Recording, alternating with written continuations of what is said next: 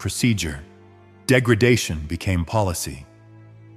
Caligula's aim was not only to inflict suffering, but to ensure the victim's involuntary complicity. Fear became a political tool. Shame became a permanent scar on the Roman Senate. To understand how Rome reached this abyss, we must return to a bright morning in the year 37, when a 25-year-old man was hailed as the empire's salvation. Gaius Julius Caesar Augustus Germanicus, called Caligula after the little military boots he wore as a child, was the son of the beloved general Germanicus. His rise to power was met with euphoria that lasted nearly 100 days. The people saw him as the heir to a glorious dynasty. Senators exhaled in relief after the suffocating paranoia of Tiberius. No one imagined that this charming, educated young ruler would become the architect of the most methodical system of corruption Rome had ever known. Caligula's childhood was forged from both privilege and terror. He grew up in military camps, adored by legions who worshipped his father.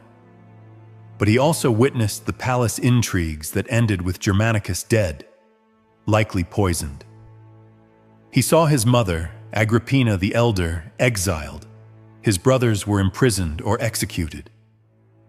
In Tiberius's court, Caligula learned to survive by pretending to be harmless, foolish even.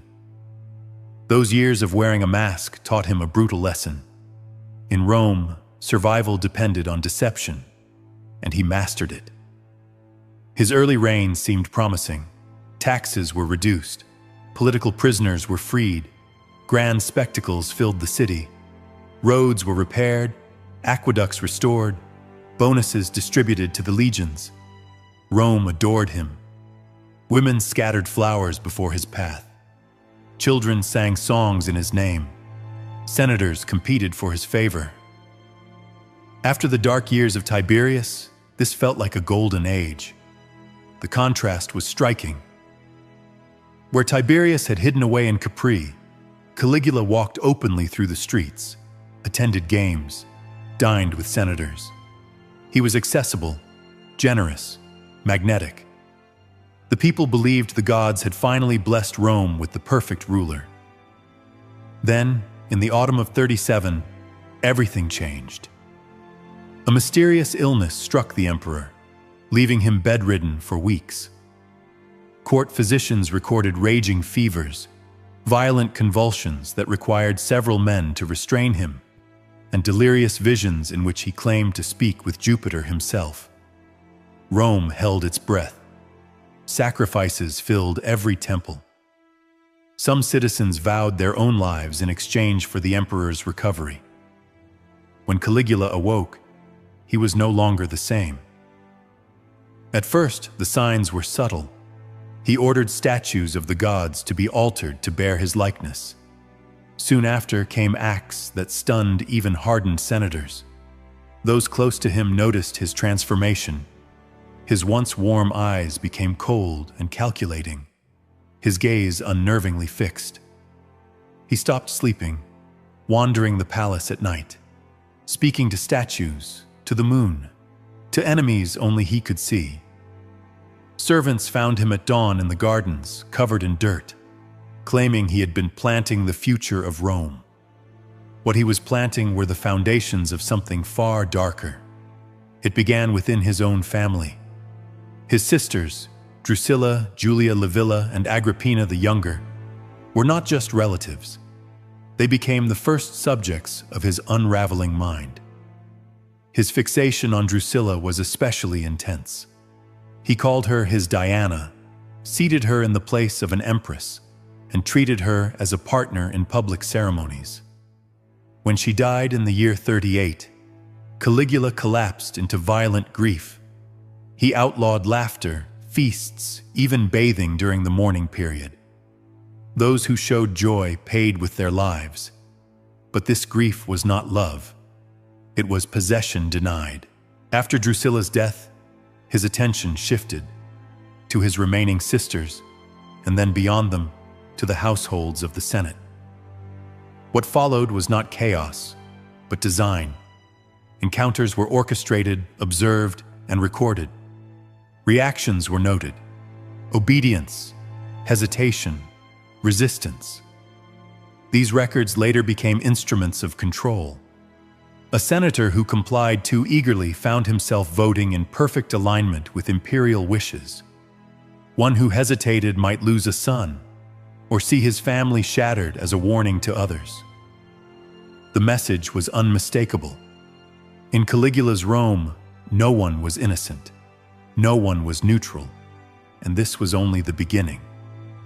The transformation of terror into policy required structure, and Caligula ensured it had one. The imperial physician, Lucius Scribonius, left behind records hidden for centuries in a deserted villa near Pompeii.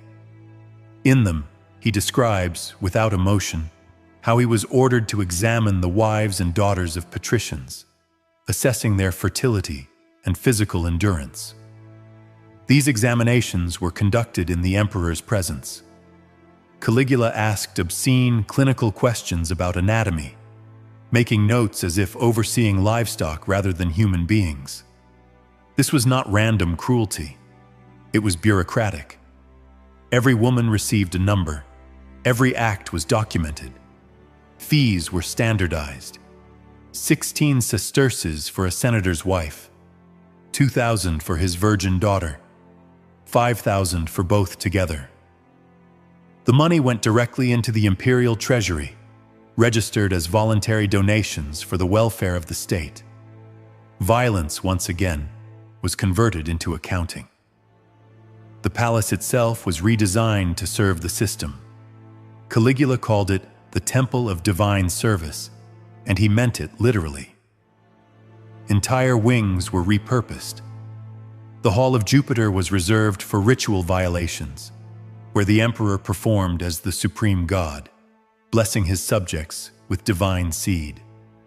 The Chamber of Venus forced Roman matrons to reenact mythological scenes.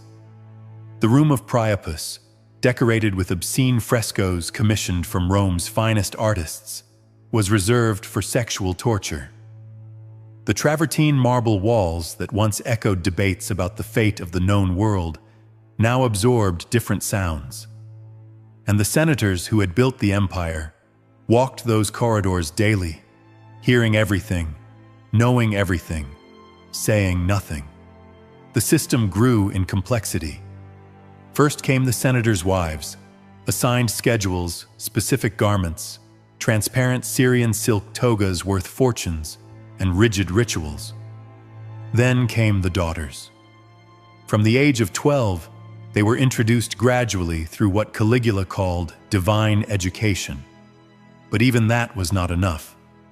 Secret documents reference a selective breeding program. Women deemed most fertile were forced to conceive children who would be raised as imperial property. These children would never know their parents. They were trained from birth to serve the emperor alone. Every pregnancy, every birth, every infant death, frequent because many women attempted desperate abortions, was meticulously recorded. Men were not spared. Caligula instituted the feminization of young patrician boys. They were dressed in saffron-dyed tunics, their faces painted with white lead and vermilion.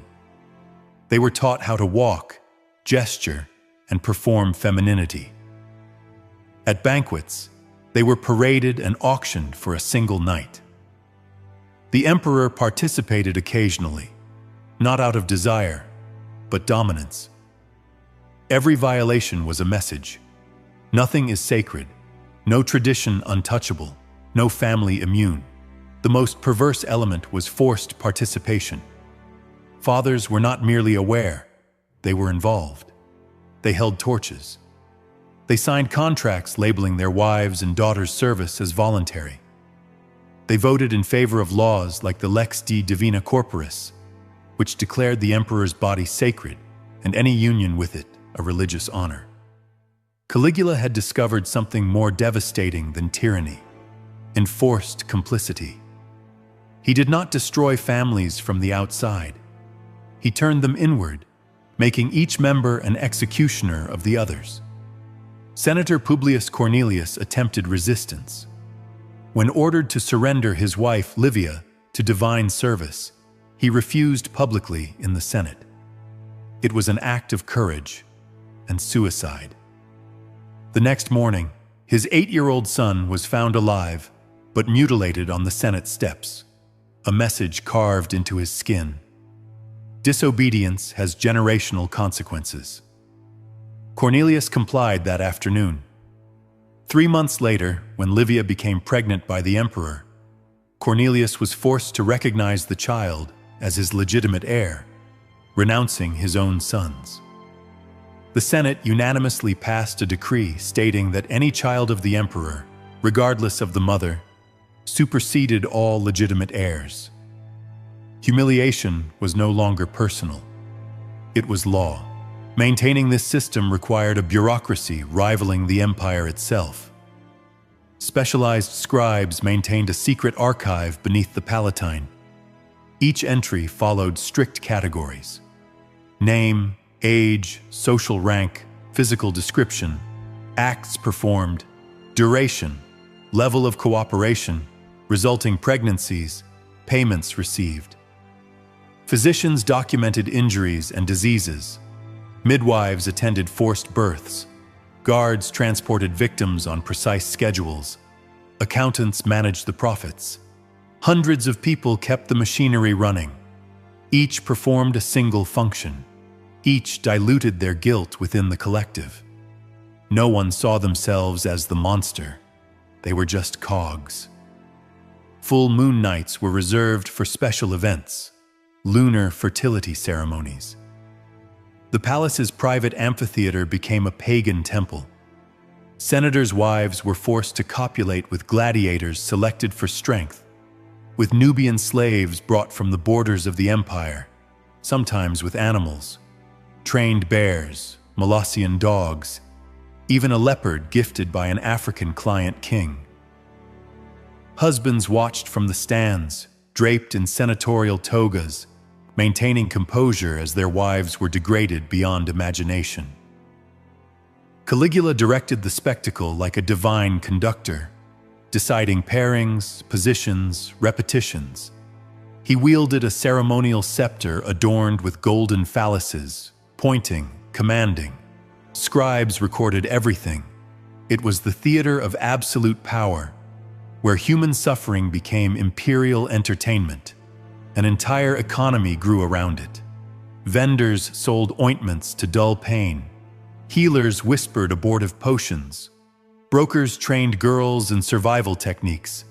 Doctors specialized in repairing damage. Everyone charged a fee. Everyone benefited. Rome itself became complicit. Bodies in the palace told stories no official chronicle would ever record. Scars formed patterns like a secret language of pain. Bellies swelled with unwanted pregnancies hidden beneath looser garments. Faces forgot how to smile.